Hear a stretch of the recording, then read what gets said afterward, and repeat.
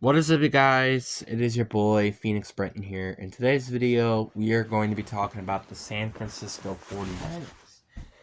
Before we get into today's video, I may sound a bit tired because I am currently trying to rework how my sleeping schedule goes. So, yeah, I will sound tired. And I blame school for this. But I also kind of blame myself for this, so vice versa. And again, I'm just gonna get into the video because I don't. I'm just feel tired. And the 49ers, I'm sorry. Like, I don't even know what to say. Like, listen, Niners are my least. Let me say this again. Least favorite football team in the league. I hate this team more than any team in the league. If every team had to win another Super Bowl, but I only can pick one team that will never win a Super Bowl, it would be the Niners. So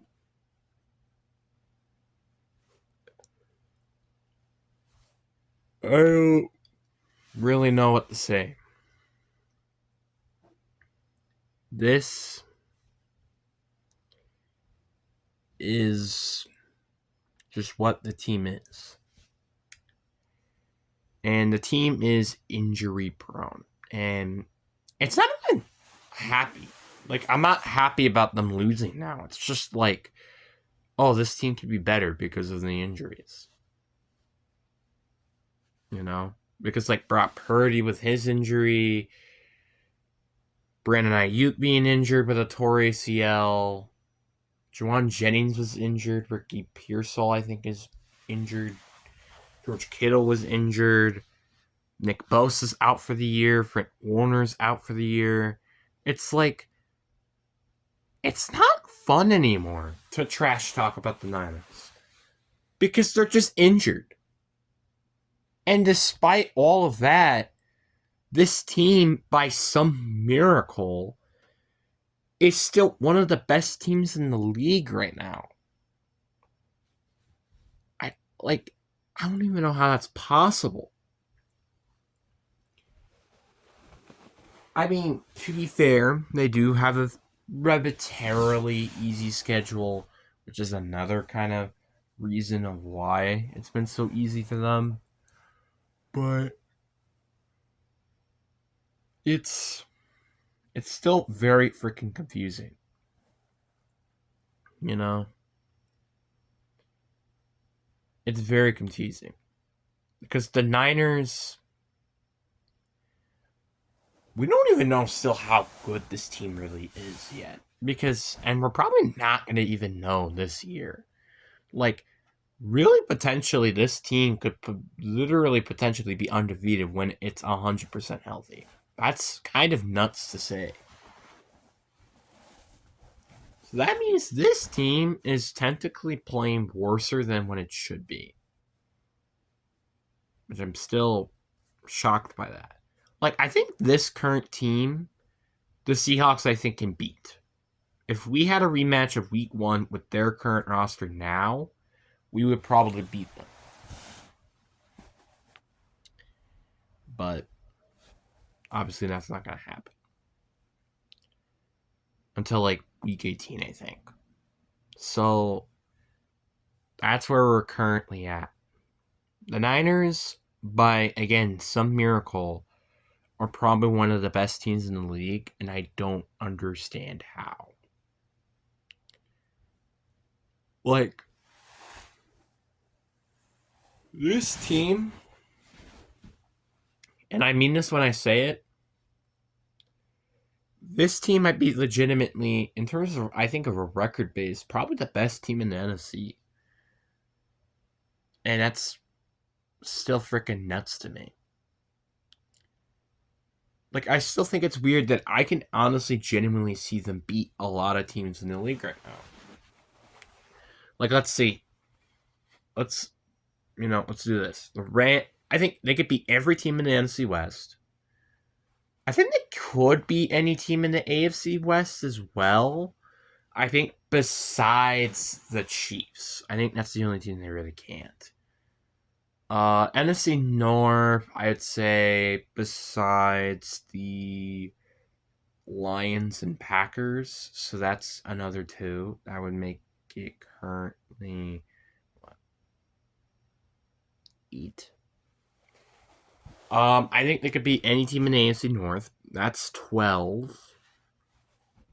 Any team in the South, minus the Bucks, that would make it 15. Any team in the AFC South besides the Colts, which would make it 18. Then any team in the East besides the Commanders and the Eagles would make it 20. And then any team in the East except probably the Bills, which would make it 23. So out of 23 of 31 teams, I can see the Niners winning. That's freaking insane. Obviously, I also am just assuming they have home field advantage in these games. So on the road, it's probably a little bit different. And, I mean, I kind of did that 50-50-ish. Like, there are some teams I think if they had home field advantage, I think they could win. But on the road, it's kind of different. Like, this team is very special, but it just sucks that this team is raveled by injuries. Like, I have done, like, what would happen now throughout the 2025 season? I still have them making it to the playoffs. I think every year. Or after every week. That's just how good this team is. And I do also want to talk about Mac Jones as well in this video, because I didn't want to just talk about the injuries. And despite how good this team is with all the injuries, they're still a really good team. Mac Jones has had a really good season so far. Obviously, I know, like, Daniel Jones is probably going to win Comeback Player of the Year. But I feel like if it weren't for that, Mac Jones deserves Comeback Player of the Year.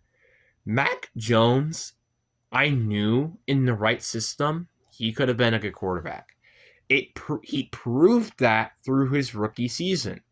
But everybody thought that was just a fluke for some stupid reason. Honestly, probably your rookie season is probably the hardest season to have success. So the fact you had success in your rookie year is really special. That means this guy is actually going to be a good player. The Patriots just moved on from him way too fast. Obviously, I know they got Drake May now, which is probably a better quarterback than Mac Jones was ever going to be. But Mac Jones is doing just fine in San Francisco's offense, which would not make me surprised if he does eventually maybe get a job as a starting quarterback somewhere. Like, for example, maybe the Bengals. Okay, just kidding about the Bengals, but like, just some mediocre team like the Browns or something. Just saying that as an example. Because, again, I believe with quarterbacks in the right system, they could be good quarterbacks. Mac Jones, obviously a good example. Patrick Mahomes, good example. It's these guys, I think, are good quarterbacks in the right system. Daniel Jones is a good example. Sam Darnold is a good example. Both quarterbacks that were both taken in the top 10 drafted by New York teams, which are both have, as recently, historically bad teams and a QB graveyard. And as soon as they went to a different team, they immediately played way better than everybody was expecting them to. Except Sam Darnold. That was a little bit of a different story, but you get the point. The point is that both quarterbacks in the right system were both very good quarterbacks on different teams. I think there is going to be a point where I do have to talk about the quarterback position just as a whole, because this QB position has just been so freaking weird this year. And I will obviously explain that when I make that video. But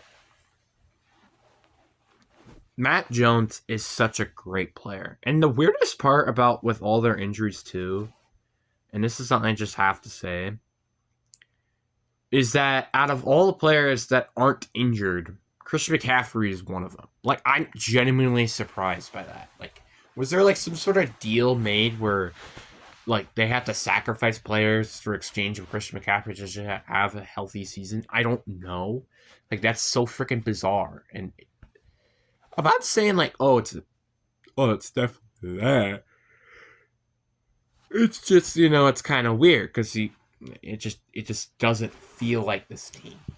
And heck, there are like just other players too that have been stepping up throughout these injuries. Like Kendrick Boyd has played very solid for the Niners. Who else? That backup tight end they have, he's played very good too. Like, this team is just so talented.